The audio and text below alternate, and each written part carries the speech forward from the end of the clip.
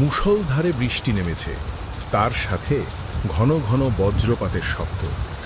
আমার নাম চন্দন, চন্দন মণ্ডল। পেশায় আমি একজন পশু চিকিৎসক। আমার বাড়ি গোপালপুর। আমি এখন হেঁটে চলেছি প্রতাপপুর গ্রামের একটা কাঁচা পথ ধরে। ছাতা আছে বটে, তবে এত প্রবল বৃষ্টিতে তা সামলানো দায়। আমাদের গ্রাম থেকে প্রতাপপুরের দূরত্ব ওই কম বেশি 3 মাইল হবে। আর এই সব এলাকা থেকে মাঝে মধ্যেই আমার ডাক আসে। অবলা জীবজন্তুদের প্রতি ভালোবাসাটা আমার ছোটবেলা থেকেই। তাই যত বাধা বিপত্তি আসুক না কেন, ওদের শরীর খারাপের কথা শুনলে আমি আর ঘরে বসে থাকতে পারি না। এই যেমন আজ আকাশে কালো মেঘ দেখেও গোষ্ঠবাবুর গরুটা দেখতে আসতেই হলো। আমি ছোট থেকেই সাইকেল চালানো জানি না, তাই এই পথ আমি হেঁটে কিংবা রিক্সা করে যাতায়াত করি। আর মোটর গাড়ি কেনার মতো সামর্থ্য আমার নেই, তাই এই বৃষ্টির মধ্যে রিক্সা না পেয়ে হেঁটেই চলেছি। কিন্তু এই প্রবল বৃষ্টিতে ছাতা থাকা সত্ত্বেও প্রায় ভিজেই গেছি। তাই যদি একটা দাঁড়ানোর জায়গা পাওয়া যেত তো মন্দ হতো না। উপরওয়ালার সাথে আছেন ভাবতে ভাবতেই দূরে একটা আলো চোখে পড়ল। দেখে তো কোনো দোকান বলেই মনে হলো, তাই দ্রুত পা চালালাম। এই দিকে আমার খুব একটা আশা হয় না, তাই এলাকাটা আমার চেনা নয়। সামনে আসতেই দেখলাম একটা চায়ের দোকান। উফ, 1 কাপ চা খেয়ে শরীরটা একটু গরম করে নেওয়া যাবে। চায়ের দোকানে উঠে দাঁড়ালাম। বাইরে 2টো বেঞ্চ, একটা খালি, আরেকটাতে একজন কেউ শুয়ে আছে, তবে তাকে চেনা যাচ্ছে না। একটা সাদা ধুতি পরা লোক বৃষ্টিতে শুয়ে আছে। কোনো বয়স্ক লোক বলেই তো মনে হচ্ছে।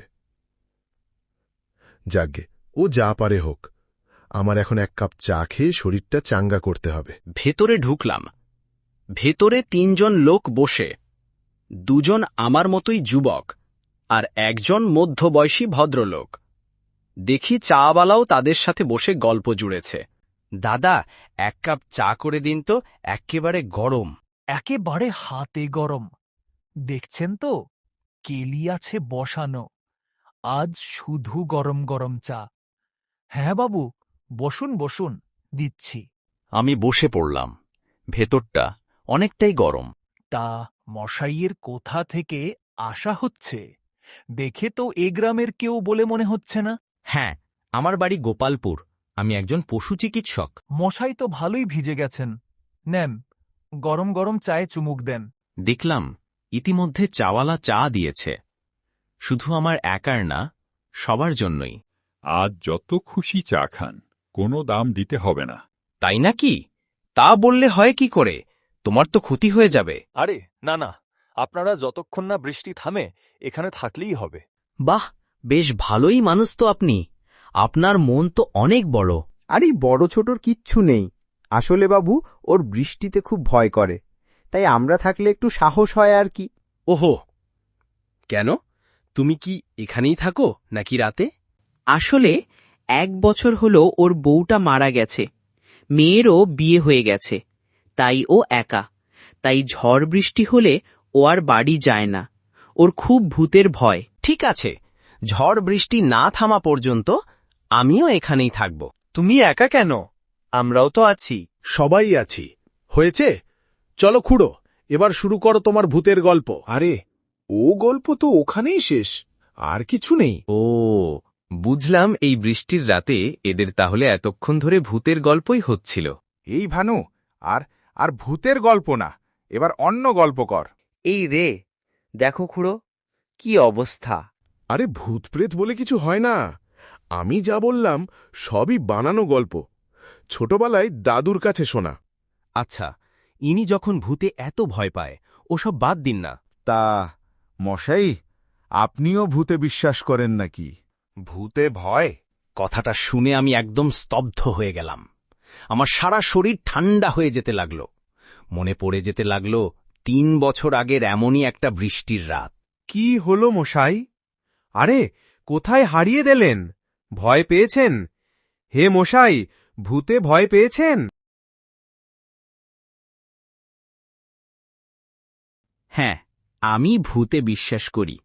আগে আপনাদের মতোই ছিলাম, কিন্তু এখন করি কারণ আমি নিজে চোখে ভূত দেখেছি।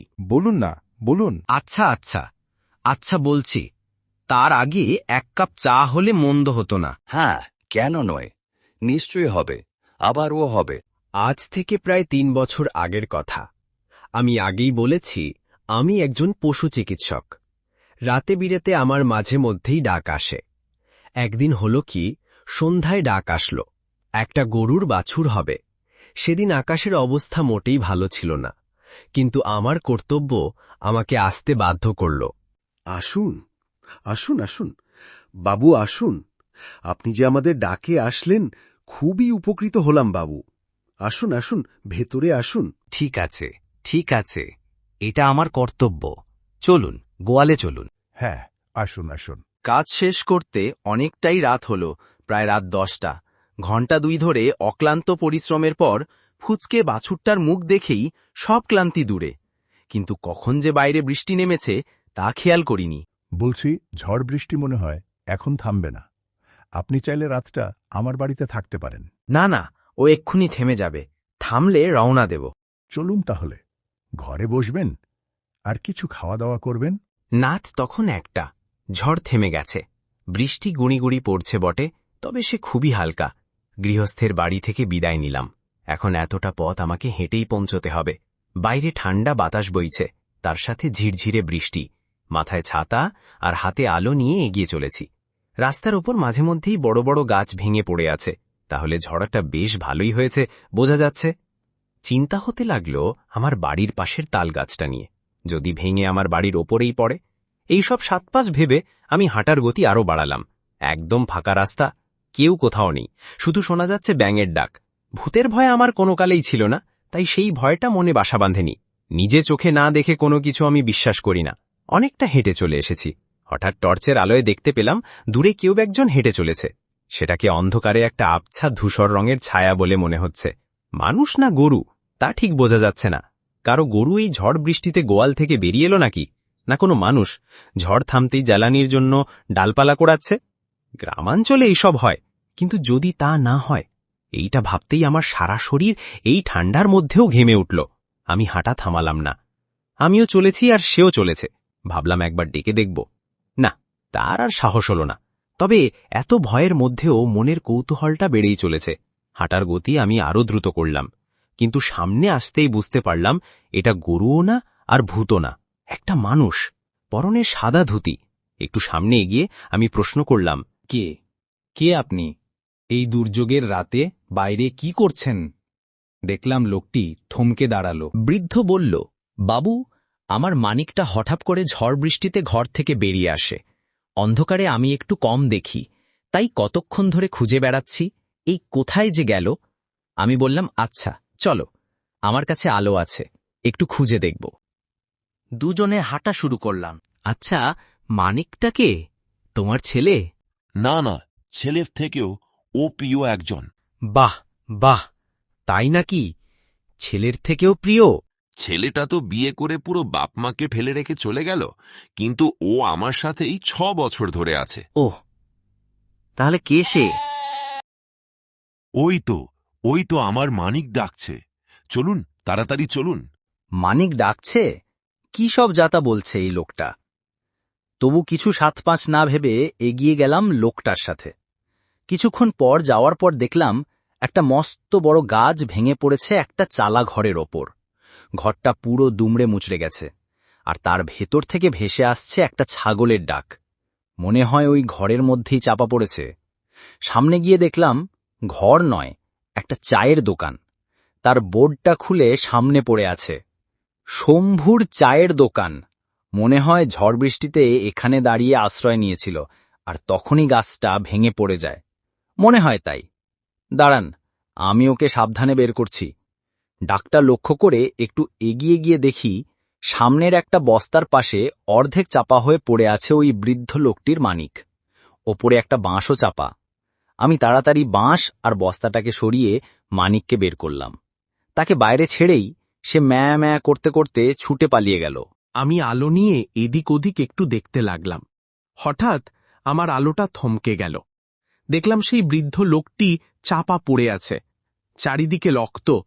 দেখে তো মনে হচ্ছে বেশ কিছুক্ষণ আগেই মারা গেছে। তাহলে আমার সাথে যে ছিল সে কে? কে আমাকে এখানে নিয়ে এলো? সাথে সাথেই পেছনে ফিরলাম। না, কেউ নেই। তার মানে ওই বৃদ্ধ লোকটি যে আমাকে এখানে নিয়ে এসেছিল, ও জীবিত না, মৃত। নিজের প্রাণের প্রিয় মানিককে বাঁচাবে বলে ও ভূত হয়েও আমাকে এখানে ডেকে এনেছে। ভয়ে আমার সারা শরীর হিম হয়ে গেল, জ্ঞান হারিয়ে পড়ে গেলাম। পরের দিন সকালে গ্রামের লোক আমাকে উদ্ধার করে।